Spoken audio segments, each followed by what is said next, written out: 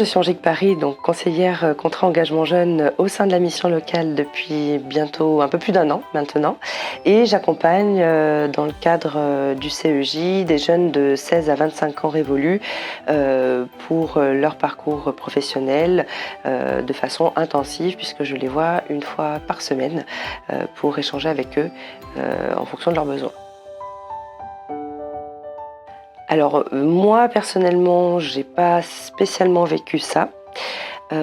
Par contre, j'ai travaillé pendant 1 an dans une couveuse entreprise, donc chez Passeleur lorsque j'habitais à Nancy, qui accompagne des futurs chefs d'entreprise, et on avait ce qu'on appelait le cercle des créatrices, qui regroupait donc plusieurs femmes entrepreneuses avec qui j'ai pu échanger par rapport à leur vécu et par rapport à leurs projets et à ce qu'elles pouvaient rencontrer.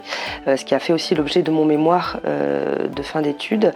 Et elles ont pu me raconter un petit peu la vision que peuvent avoir leurs proches, leurs maris, leurs enfants, les personnes aussi partenaires lorsqu'elles créent leur entreprise, surtout quand c'est des secteurs plutôt masculins, puisque j'ai une jeune entrepreneuse dans le bâtiment qui a rencontré beaucoup de barrières au démarrage de son activité, puisque pour sa famille, la place de la femme, c'était à la maison à s'occuper des enfants et non chef d'entreprise. Et ce sont des femmes qui ont eu beaucoup de courage pour finalement se lancer et surtout ne pas baisser les bras et arriver aujourd'hui à être reconnues par leur père. La place de la femme dans la société, et par rapport surtout au fait qu'une femme aujourd'hui, malheureusement encore dans beaucoup d'esprits, elle se doit d'être chez elle, à s'occuper des enfants, à s'occuper du ménage, à s'occuper de la cuisine. Et malgré le fait qu'on essaye de changer cette vision, je me rends compte moi-même que je fais encore des différences parfois entre ma fille et mon fils. Je vais plus souvent faire appel à ma fille pour mettre la table, pour ranger le linge plutôt que mon fils, alors que c'est des choses que j'essaye moi-même de ne pas inculquer au niveau de ces stéréotypes.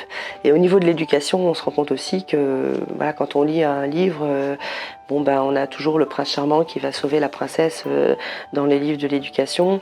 Au niveau des écoles maternelles, on va avoir les dînettes pour les filles et puis le bricolage pour les garçons. Donc c'est des choses que j'aimerais qu'on puisse faire évoluer pour que la femme elle ait aussi cette possibilité de dire moi plus tard j'ai envie d'aller vers quelque chose de différent et de plutôt masculin.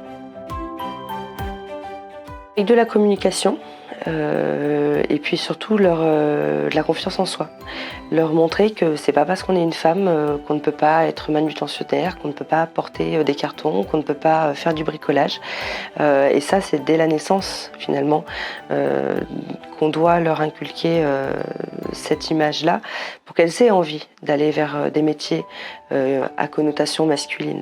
Et il faudrait changer peut-être la façon dont on aborde les choses pour leur permettre d'ouvrir leur esprit vers ces métiers-là.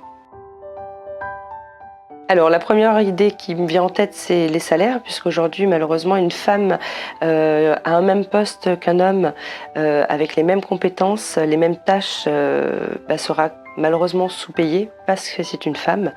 C'est quelque chose qui commence à changer, qui commence à évoluer, mais l'écart reste encore important. Donc ce serait vraiment la première idée, et ensuite l'image qu'on peut en avoir. Ne serait-ce que dans la société, dans la rue, une femme va plus facilement se faire aborder par des hommes de façon peut-être un peu lourde. Donc et on ne fait pas la même chose par rapport aux hommes. Et peut-être aussi sur le fait qu'une femme aujourd'hui, elle est cantonnée à une image qu'un homme ne va pas forcément avoir. Une femme qui sort avec un jeune homme plus jeune, c'est quelque chose de problématique, alors que pour un homme, ça ne l'est pas du tout.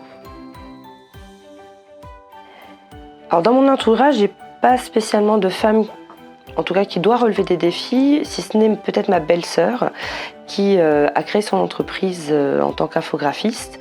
Alors elle a Pas de souci particulier depuis qu'elle est à son compte. Elle a quand même mon frère qui l'épaule énormément. Elle n'a pas d'enfant, donc elle peut se consacrer entièrement à sa carrière à ce niveau-là. Et voilà, elle ne rencontre pas de difficultés, même au niveau des clients ou des partenaires avec qui elle travaille. Elle a eu plus de difficultés quand elle était finalement salariée d'une entreprise où dans un univers, l'informatique, ça reste quand même un univers masculin, même au niveau de l'infographie. Et elle a plus eu affaire à des discriminations en tant que femme quand elle était salariée qu'aujourd'hui à son compte. Le droit de vote, parce qu'on a eu le droit à la parole. Et aujourd'hui, on peut se permettre en tout cas de faire entendre nos voix et de défendre aussi qui on est et ce qu'on veut.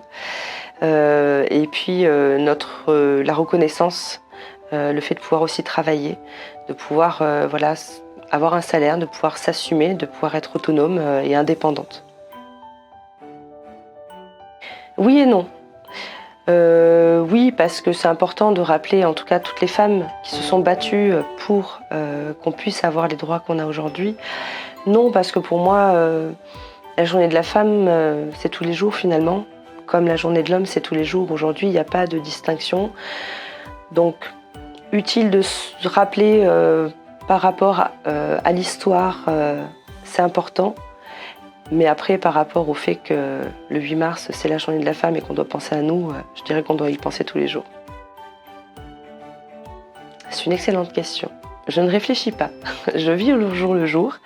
Pour moi, d'être une femme ou un homme, il n'y a pas de différence. Après, je fais en sorte de faire ce que j'ai envie, faire ce que je veux tout en respectant l'autre.